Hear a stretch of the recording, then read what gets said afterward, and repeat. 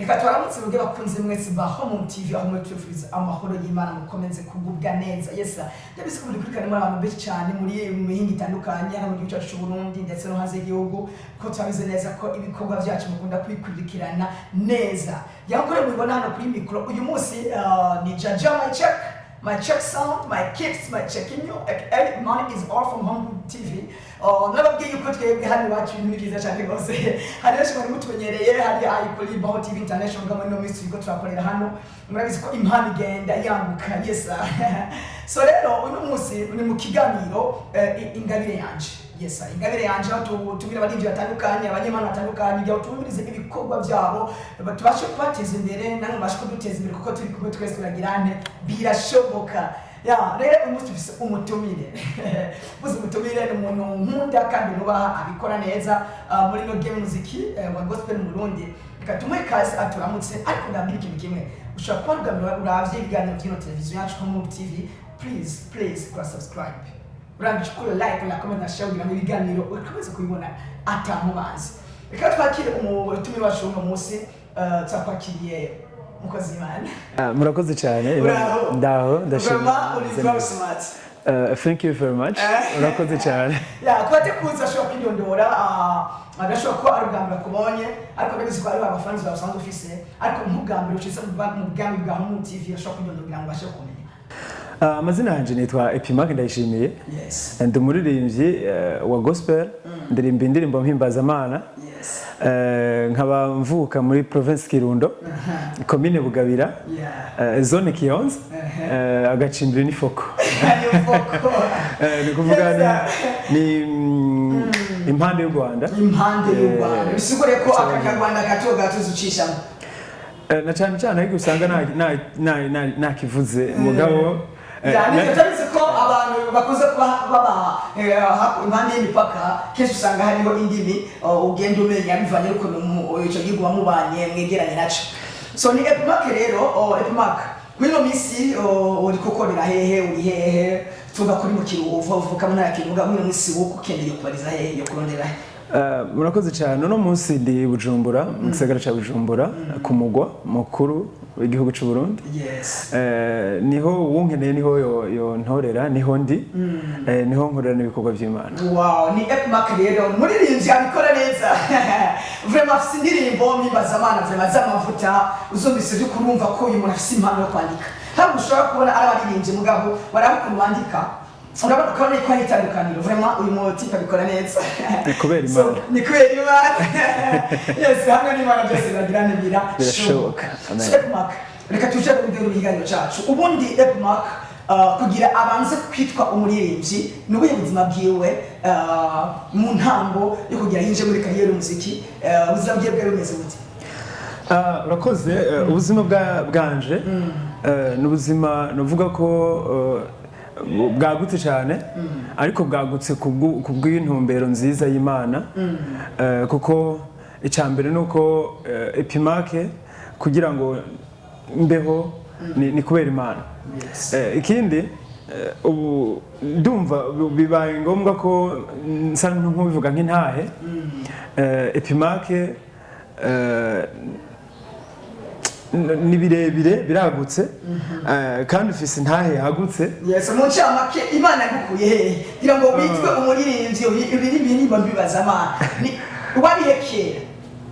Bon, kera nari mu vyaha.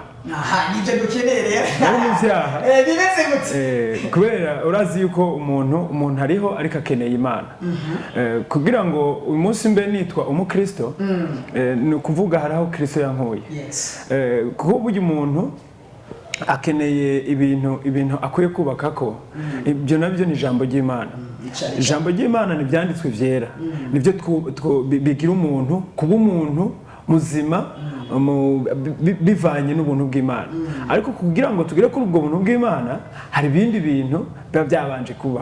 Ivyo nivyo dukeneye. Mbe Epimac atarakizwa yarinde Epimac atarakira Kristo nibihe vyaha yagenderamo kugira ngo ubashe gushinga nawe ubwira abantu ko Imana by'ukuri harabikora umuntu. Bon, urakoze. Ndumva ni ntahe yagutse mukeneye ntaco nubwo wocisha ko kube tuzogaruka ubutaha uja kuvuga intahe nyirizina ariko imbere ko tuja mu idonido ry'impano yo kuririmba tubwire mu ncamake uwo yari we.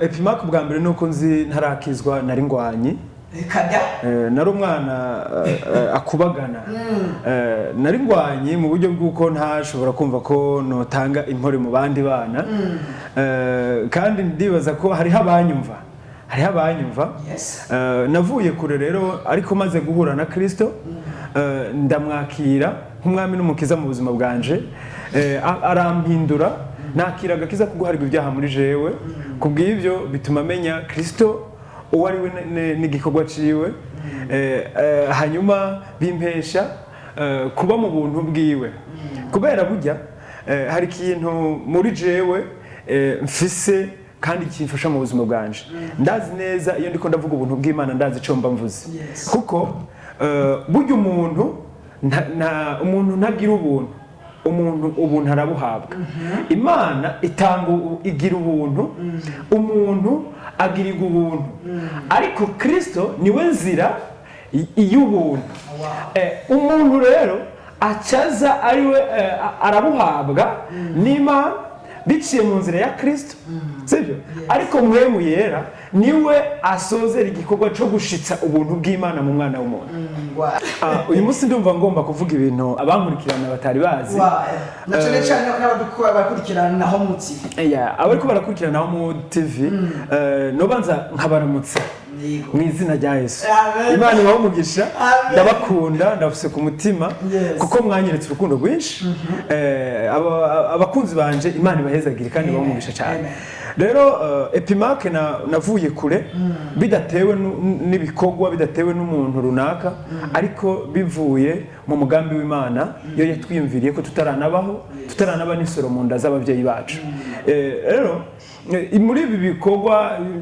nakora by'amafuti Bibiliya ivuga ngo bose bakoze ibyaha ntibashikira ubwiza bw'Imana ariko urabona Pawulo ariko aravuga ano majambo aravuga ngo ingero y'icaha n'urupfu rero kuko Epimac nari umunyabyaha impembo yanje nari mfise rwa rupfu kandi ibi bintu birumvikana rero ariko aragaruka avuga ngo ariko ingabire y'Imana n'ubugingo budashira ubu bugingo buboneka muri Kristo Yesu ariko kandi mu butumwa bwiza bwa Yohana hari mu gice cya mbere umurongo wa 12 avuga ngo ariko abamwakiriye bose yabahaye ububasha bwo gucika abana b'Imana nibo bizeye izina ry'iwe abo ntabwo babyawe no kwifuza k'umubiri k'umuntu ariko ngo babyawe n'Imana abo rero nibo twebwe twizeye tumaze kumenya Kristo turamuhindukirira adukura mu byaha atuzana muri ubu buntu duhagaze mu namusi. Merci beaucoup bakunzi ba Bahomu TV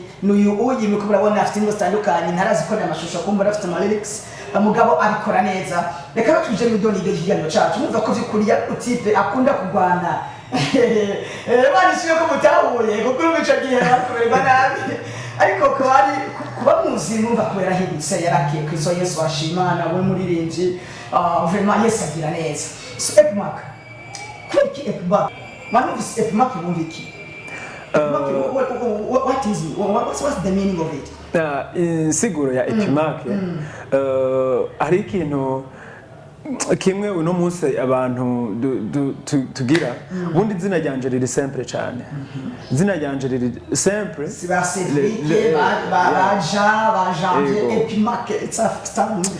Epimac umuntu amwumvise yumve ko ari umwana w'Imana yashitse ku musaraba insobanuro y'iryo zina ry'ushaka insobanuro y'ino zina nibaza ko bamwe mu banyamakuru tumaze kuganira bararimbaza Epimac sibyo bararimbaza mugabo hari ikintu numva amaze gutahura gituma numva menga ibintu by'amazina burya amazina urabona aragisibije cyane ibintu by'amatitire no habo nvuga ngo Epimac ni ikintu mega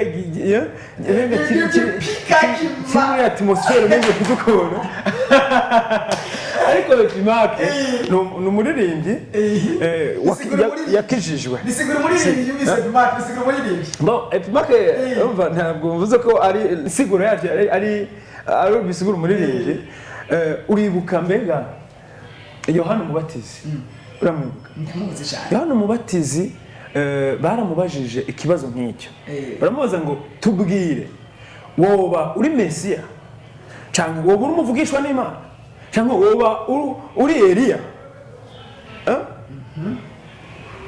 Yohana umubatizi yishuye ikintu gikomeye cyane yavuze ngo kuko bari bafise ama-illusion y'ukuntu bazi Yohana umubatizi barashaka kumenya ko ari Kristo uwarobanuriwe igikorwa cyo gucungura umukiza cyo gucungurira abantu Imana bari bategerezwa ko bumva ko bugandi jewe ndi gihangange jewe natumwe nteguza ni jewe ndiko ndategurira Kristo numva jewe ndi umuntu adasanzwe ariko yababwiye ngo ndijwi ry'usemerera izina ryanje ndijwi ry'usemerera mu bugaragara nimutegure inzira y'uhoraho nimusene mu mitima yanyu kugira ngo Imana ironke uburyo ishika muri mwebwe ibakize Senep makereye murumva yuko bugereka bisobanura murabyumva ko murashaka kwandika muri comment mukabona ko mugacika kuntu ko murakekera kiganiro Senep watangiye kuririmba ryari natanguye kuririmba kuva nkijijwe mu mwaka wa 2010 ariko imbere yaho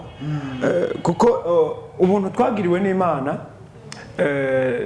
ntabwo bwatewe n'ibikorwa twakoze kuko ni kubw'ubuntu bwayo ni kubw'imbabazi zayo natanguye kuririmba 2010 ntanguye kuririmba 2010 watangira kuja muri studio canke just ashaka ngira uburyo watangiye igihe watangiye kwinjira muri studio wakora indirimbo yawe ya mbere ubwa mbere ntarakizwa narakunda kuririmba indirimbo z'Imana indirimbo zihimbaza Imana narakunda kuziririmba hanyuma nkaza ndaziririmba no mu ishure nkaronka n'amanota meza kubera naririmbye indirimbo abanyeshuri bagafashwa agace kuba menshi kubera bashize izina ry'Imana hejuru ndabyibuka ariko kuko nabikunda ndi 5e 4e 5e 6e wavuja muri studio yaje nagiye muri studio 2022 mu kwezi mu mwaka ugitangura niho naja muri studio byafashe igihe kinini indirimbo nagiye ndayikora ariko numva menga ndasinga ibintu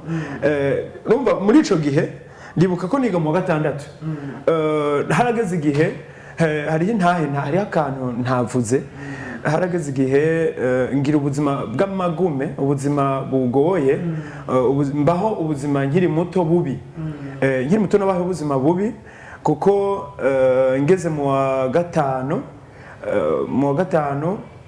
nabo ubuzima buri difficile tuzokongera tugira ikiganiro aba ari cyo cyonyine kizana cy'intahe yego no kuvuga 2022 nja muri studio nsohora indirimbo ya mbere ariyo yitwa niwe yavuganye nanje ariko iyi ndirimbo ni yindi ya mbere yasohotse mu kwa gatatu itariki 10 z'ukwa gatatu 2022 ariko nayikoze 2017 niho nayandika 2017 so mu ndirimbo za office hari indirimbo cyane yamenyekanye naje nayikoze bo ntaramenya neza indirimbo ivyizigiro byanje biracahari ego yes n'utundi nibuka bashobora kwandika Epimac kuri YouTube indirimbo ziwe ndetse karakora subscribe kamushigikira kashira uducishije ko akapera gato iyo ndirimbo ivyizigiro birahari wagatoye abakunzi bumve ko byo kuri Epimac na live ashobora ivyizigiro birahari kuko ijambo ryayo ntirihinduka amahirwe aracariho kubizigihoraho amahirwe aracariho ko ubuzima buhinduka iki ni igihe cy'ukumenya ukuri ugahindukirira ihoraho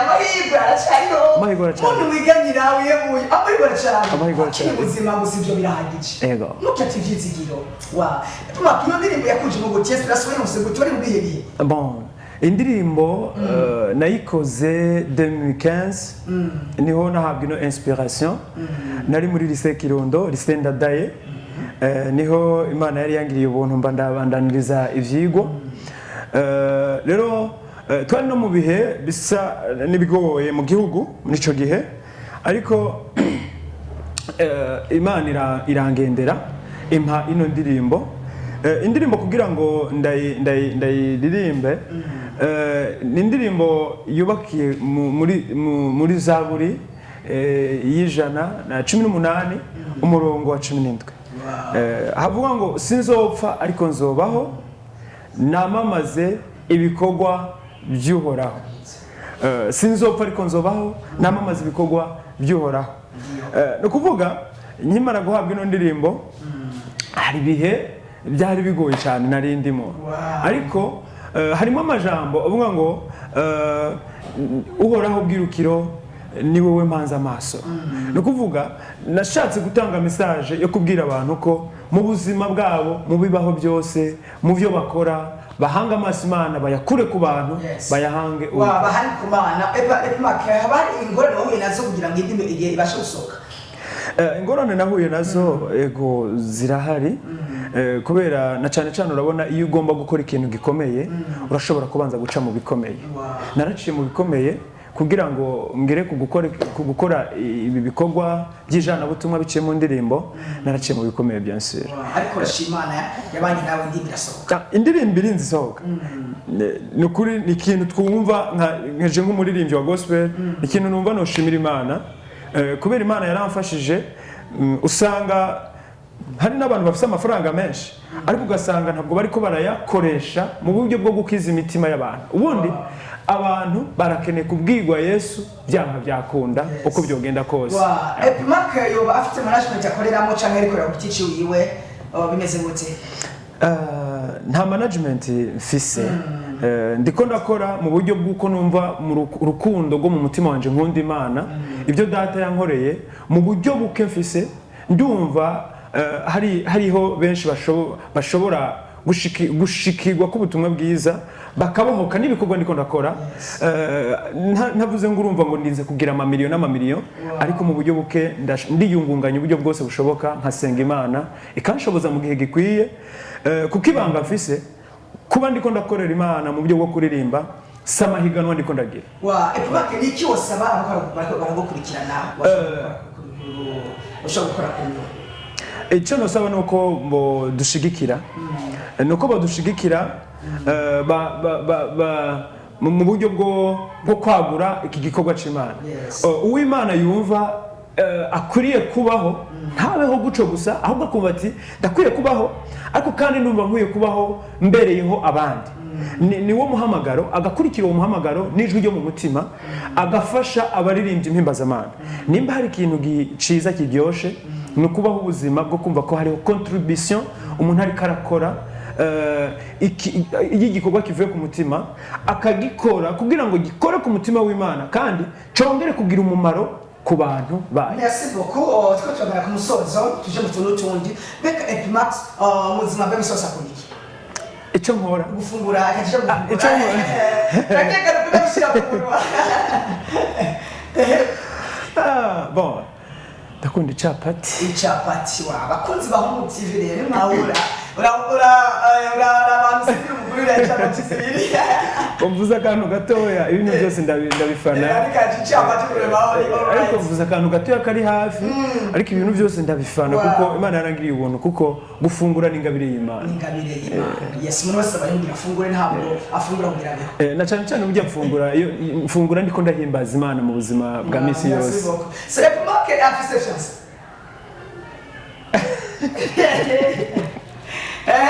aje kucishura nega kumbure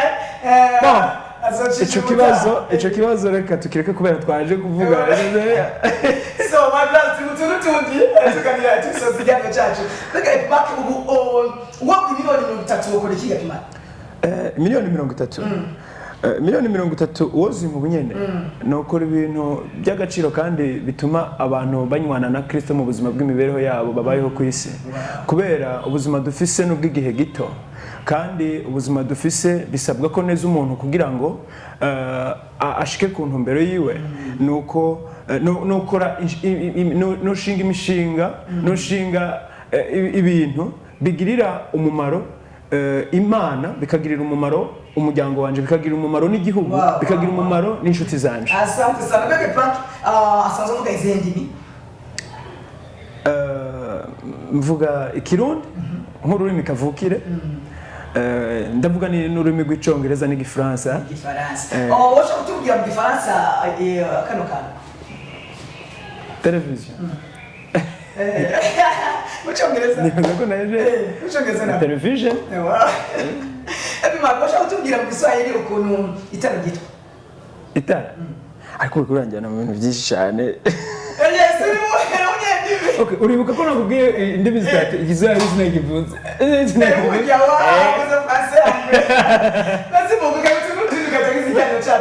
Rero ushobora gusubira kuri channel ya YouTube ukandika Edmark, ndimo zose zirahari, ntarakora ama video n'ivyo ziracana n'iki video mugabo urashaka kumushikira, kandi si urashaka kutumva ikiganiro cyacu bacakiriye ko turakira muri bindi wacu, ariko arazamuka umva katangiye kuririmba kuva muri mwaka wa 2020 mugabo ariko abikora neza by'ukuri, wumvise indirimbo ziwe urumva ko zigukora ku mutima. So Edmark kakaje mu kanyuma ubwira abakunzi bawe ndetse bakunzi mu TV tukarangiza ikiganiro cyacu.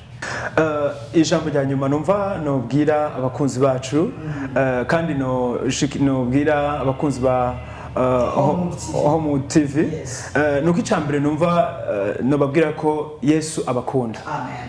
Icambere Yesu arabakunda. Yesu arabakunda. Kandi cya kabiri numva nobabwira ngo icazanye Yesu ntabwo yaje kuraba imisozi y'i Galilaya, ntabwo yaje kuraba muri Irari, ntabwo yaje kuraba amasitire, ariko Yesu yaje gushaka wewe nanje. Yesu yazanye n'umutima wawe mu buzima bwawe aho uri, unkurikira nk'umukunzi wanje, abakunzi ba Home TV, mwese numva nobabwira iki kintu, no bifuriza iki kintu kubera turi abana b'Imana. Kandi rero iyo turashikiza bino bintu ni uburyo bwiza bw'uko tuvuga ukuri, tutavuga ibintu by'ibigumbagumba n'amarangamutima. Nuko icyambere no babwira ko mukunda kubaho ubuzima bwo kubaka ku ijambo ry'Imana, nico kizobagira abantu bazima, kandi mukabaho mutabayeho simplement, ariko mukabaho nk'abantu babayeho bazi ico Kristo ari, agaciro k'iyo mu buzima bwabo, bizobafasha cyane. Rero no basaba kandi no kudushigikira uko Imana ikurongoye. Imana ishobora kurongora gushigikira Edmark mu bikorwa ariko arakora mu buryo bufadika, kuko ibikorwa bikorwa n'amafaranga kugira ngo bishikire isi yose. Imana ishobora rero gukura ku mutima ukumva ko hari ikintu ushobora gukora. Maybe ushobora gukora video, maybe ushobora gukora audio, dufise ibikorwa byinshi n'ibintu bitandukanye kuko umuntu afasha muri byinshi. Afasha muri byinshi. Yes, hama turiko tuhaganira rero tugana ku musozo w'ikiganiro cacu, katugushimire kuba kibona wemeye kwitabira ubutumiro wacu, kwizera ko n'umutaha uzotwitaba. Tuzobitaba cyane kandi tuzonyaruka. Urakoze cyane gose. So yagije jama check sound my kiss my check in money is all from Home TV. Mutwe twakize ibiganiro bitandukanye, uyu munsi tuvuga ikiganiro impano yanje, aho yakatubwira impano yo kuririmba, Imana yamukuye ari mu Rwanda akomeye, muga Imana mugira neza, kumenya Kristo amuririnze, uva ko ariko arakora ibikorwa bitandukanye. Simba kwica muri wandike Edmark, urabona ibikorwa byiwe, ukore subscribe ndetse no kwica na YouTube wandike Home TV, urabona ibiganiro byacu kugira ngo bashibuze kurikirana ibiganiro byacu uko bukiye uko bwije, kandi kanatse bifise ibikorwa byiza nawe uravyonera ni kwesaseshwa rumuri. Yes, ara twifuza muri Imana ukomeze kuba mu byo mu banyu, utakimana kweza kubishimira nawe utaha. Ciao ciao.